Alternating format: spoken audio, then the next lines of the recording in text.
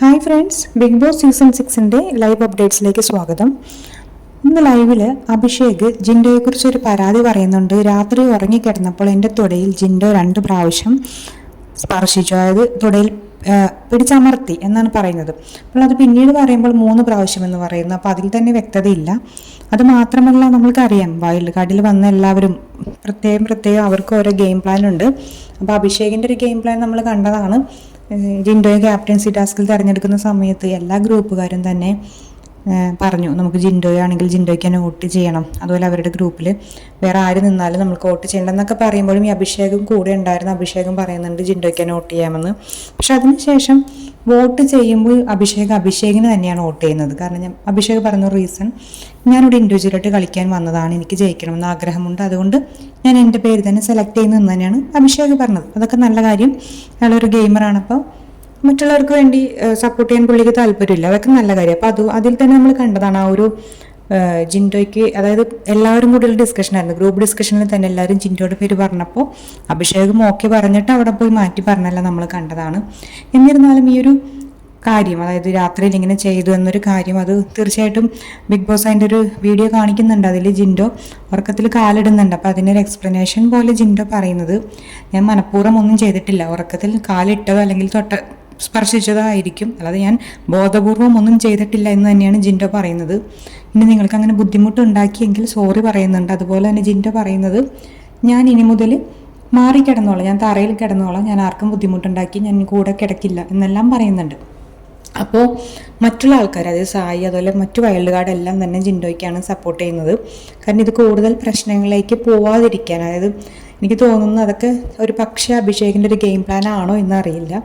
കാരണം ഇങ്ങനെ ഒരു സെക്ഷൽ ഹറാസ്മെൻറ്റ്, അതായത് അങ്ങനെ പറയുമ്പോൾ അത് കുറച്ചുകൂടി അതൊരു എന്താ പറയുക, കണ്ടന്റ് കിട്ടാനും അല്ലെങ്കിൽ പുറത്തേക്ക് അതൊരു നെഗറ്റീവ് ആയിട്ട് പോകാനൊക്കെ വേണ്ടിയിട്ടാണോ എന്നറിയില്ല. എന്താണെങ്കിലും തന്നെ ജിൻഡോ അത് തീർച്ചയായിട്ടും അതിനെ എതിർത്തത്, ഞാൻ അങ്ങനെ ചെയ്തിട്ടില്ല, ഉറക്കത്തിൽ നമ്മൾ ബോധപൂർവം ഒന്നും ചെയ്തിട്ടില്ല, പിന്നെ ഉറക്കത്തിൽ എന്തെങ്കിലും അറിയാതെ തൊട്ടിട്ടുണ്ടോ എന്നുള്ളൊരു കാര്യത്തിൽ എനിക്ക് സംശയമുണ്ട്. അതുകൊണ്ട് തന്നെ ഞാൻ ഇന്നു മുതൽ മാറിക്കിടന്നോളാം, ആർക്കും ഒരു ശല്യമില്ലാതെ മാറിക്കിടന്നോളാം എന്ന് അദ്ദേഹം പറയുന്നത്. എന്താണെങ്കിലും ഹൗസിൽ ഇത് ഭയങ്കരമായിട്ടൊരു പ്രശ്നമാക്കി എടുത്തില്ല ഹൗസ് മേറ്റ്സ്, അവരെല്ലാവർക്കും കാര്യങ്ങളെല്ലാം അറിയാവുന്നത് കൊണ്ട് തന്നെ ഭൂരിപക്ഷം ആൾക്കാരും ജിൻഡോയ്ക്കാണ് സപ്പോർട്ട് ചെയ്തത്.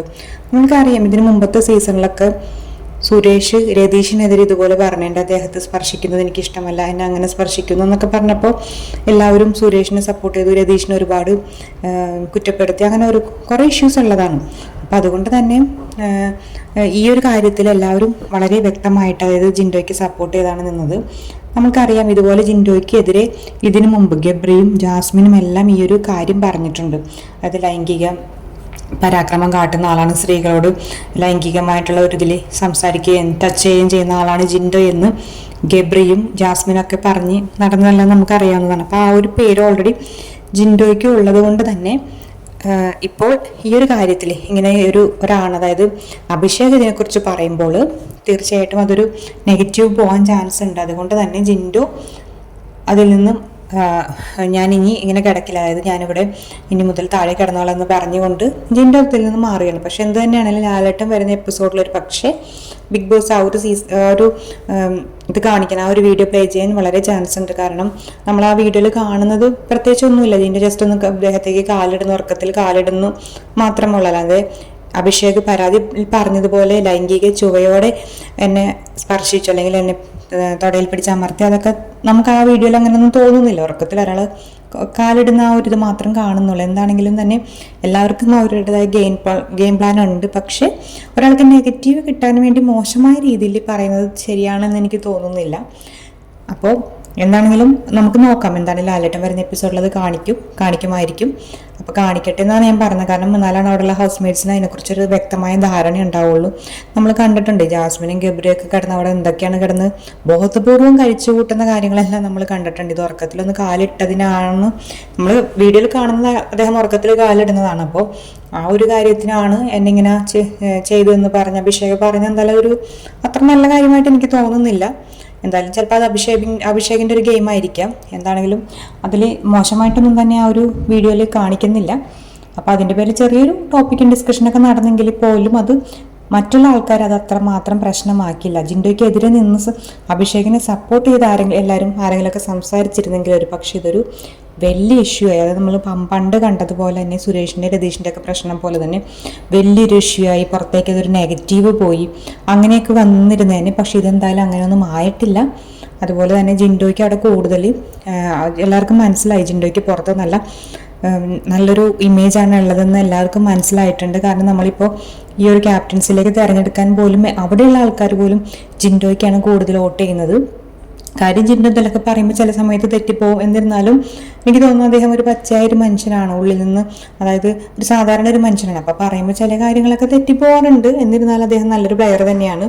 പക്ഷേ നമുക്കറിയാം ഫിസിക്കൽ ടാസ്കിൽ എല്ലാവർക്കും ജിൻഡോയെ ആവശ്യമാണ്. അത് കഴിഞ്ഞ് ജിൻഡോയ്ക്കെതിരെ സംസാരിക്കുന്ന പല ആളുകളും നമ്മളവിടെ കണ്ടിട്ടുണ്ട്.